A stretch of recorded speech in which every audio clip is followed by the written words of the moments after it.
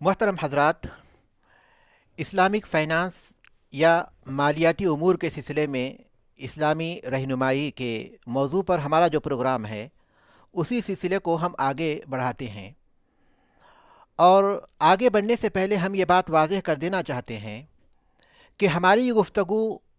कुछ तमहीदों पर मुश्तमिल होगी,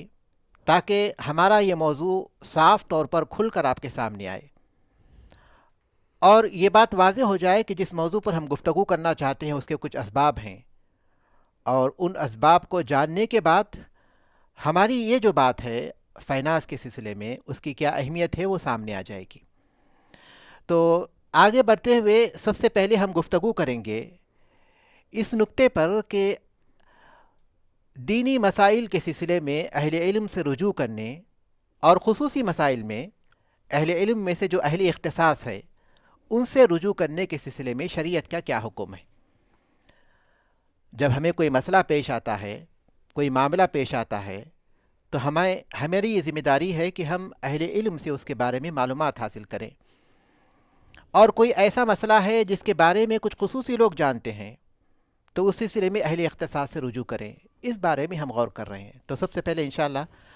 मौलाना मुस्लिहुद्दीन साहब इस बारे में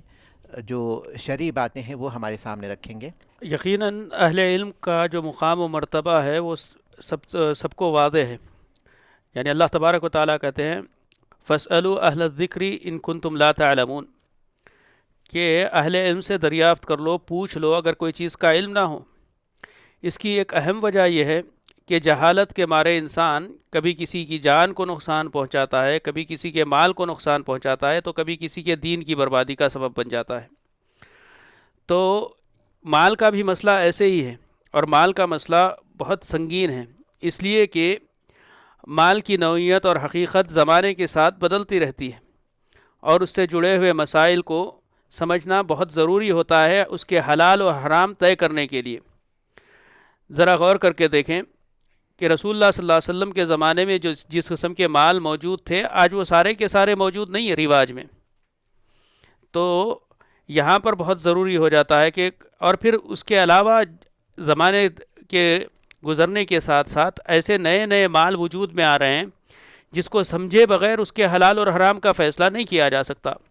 बुनियादी बात जिसको क्रिप्टो करेंसी के तौर पर मशहूर है लोगों के पास, या डिजिटल करेंसी के तौर पर मशहूर है, उसकी हकीकत में फ़ुक़हा में बहुत सख्त इख्तिलाफ़ है, और क्या वो हलाल होगी या हराम होगी इसको फ़ैसला करने के लिए यकीनन जो अहले इल्म है उनको देखना पड़ेगा, उसकी हकीकत क्या है उसको समझना होगा।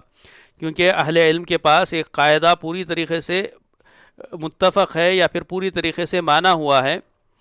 कि अल हुक्मु अला शै फ़र्उन अन तसव्वुरिह, कि किसी चीज़ पर हुक्म उसकी तसव्वुर के ज़िम्न में और ताबे होता है, कि जब तक उसका तसव्वुर वाज़ेह नहीं होगा उसका सही हुक्म नहीं बता सकते। तो इसीलिए अहले इल्म ही उसको समझ भी पाएंगे। एक होता तकीफ़ुल मसला या मसले की हकीकत को समझना, दूसरा होता है समझने के बाद उसके ज़िम्न में जो इस्लामी तालीमात शरीयत के जो नुसूस है उससे उसको जोड़ना, फिर उसका हुक्म निकालना। तो इसीलिए यहाँ पर ज़रूरत पेश आती है कि जैसे जैसे ज़माना तरक्की करे, आगे बढ़े, उसके जो जैसे जैसे मसाइल आए, हर फ़न के उसके मुतखस्सिस या उसके माहिर से उसके रुजू करना चाहिए। तिब्बी मसाइल का मसला भी यही है।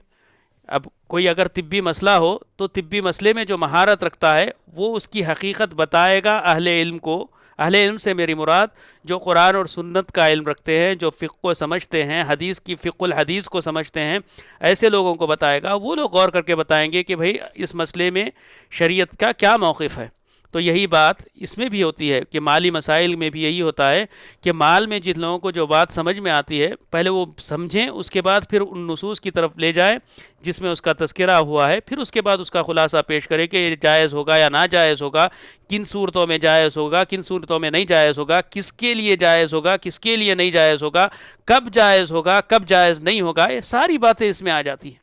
तो इसीलिए इसको अहले इल्म की तरफ फेरना बहुत ज़रूरी होता है। इसके अलावा भी अगर कुछ बुनियादी बातें हैं तो यकीनन मौलाना उस पर भी रोशनी डाल सकते हैं।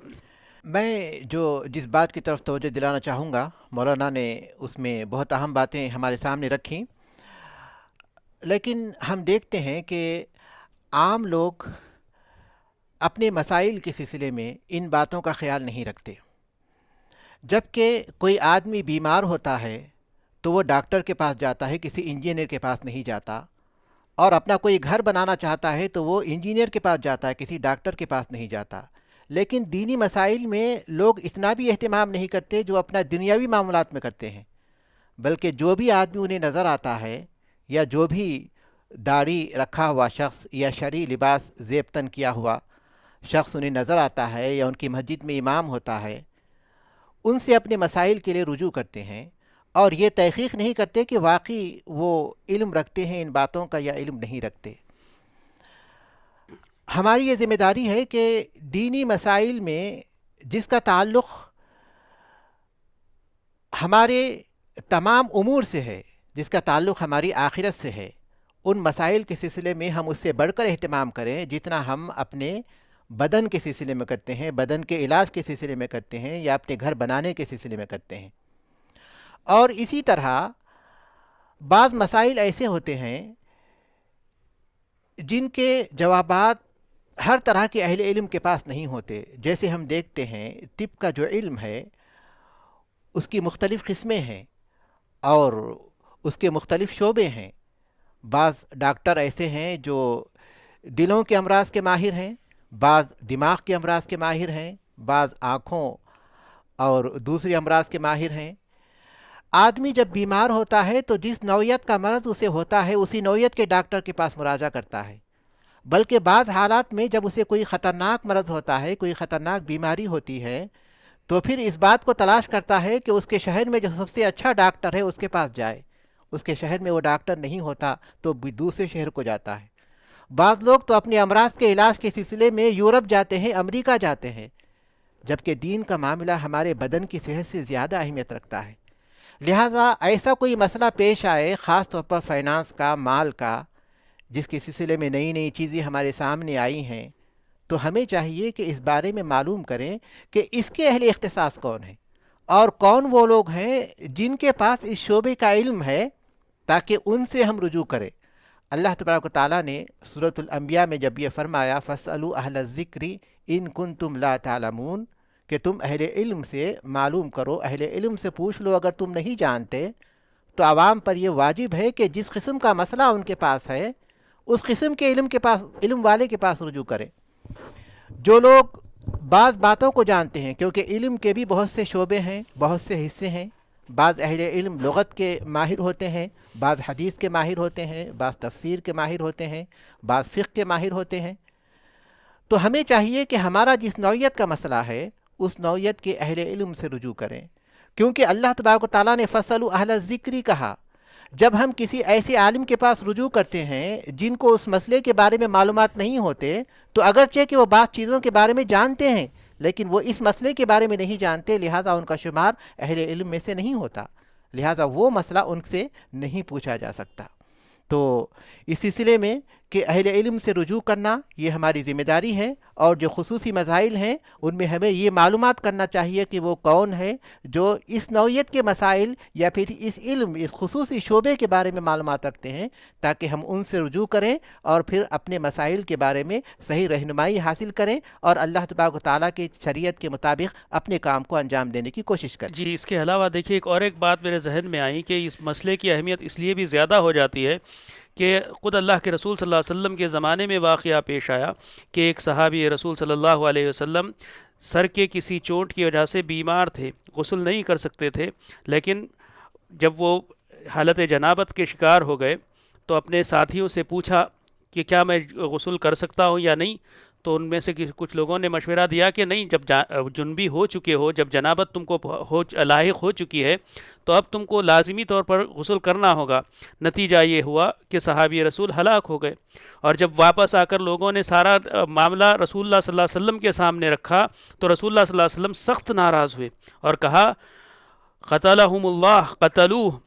کہ بھئی اللہ ان کو اب ہدایت دے, انہوں نے اپنے ساتھی کو ہلاکت کے گڑھے میں اتار دیا, ہلاک کر دیا, کہ کیا وہ سوال نہیں کر سکتے. انما العلاج العی السؤال, کہ جب آدمی نہیں جانتا ہے, لا علمی کا علاج سوال ہے, پوچھنا ہے. تو پوچھنا کس کو ہے؟ جس کو علم ہے. تو اسی کی طرف مولانا بھی اشارہ کر رہے تھے کہ یقیناً ایک آدمی کو علم ہو سکتا ہے، لیکن ولا یحیطون من علمہ الا بما شاء، کہ اللہ تبارک و تعالیٰ کی شان یہ ہے کہ اس کا علم بہت وسیع ہے، اس کے ہر پہلو کا ہر ایک آدمی اس کا احاطہ نہیں کر سکتا ہے. تو یہاں پر معلوم ہوتا ہے کہ جس کو جس پہلو کا علم ہے اس سے وہ بات پوچھی جائے. تو یہی بات ہے کہ اہل اختصاص کی اہمیت اسی لیے ہوتی ہے کہ کچھ پہلو ایسے ہوتے ہیں جس کو بہت گہرائی سے جانتا ہے ہر ایک آدمی، تو اس میں اس سے رجوع کیا جانا چاہیے. اللہ تعالیٰ عالم. جی ہاں، جہالت یقیناً ایک بیماری ہے اور اس کا علاج سوال ہے، اس کا علاج سوال ہے، تاکہ اس مسئلے کے بارے میں اللہ تبارک تعالیٰ کے حکم سے ہم واقفیت حاصل کریں.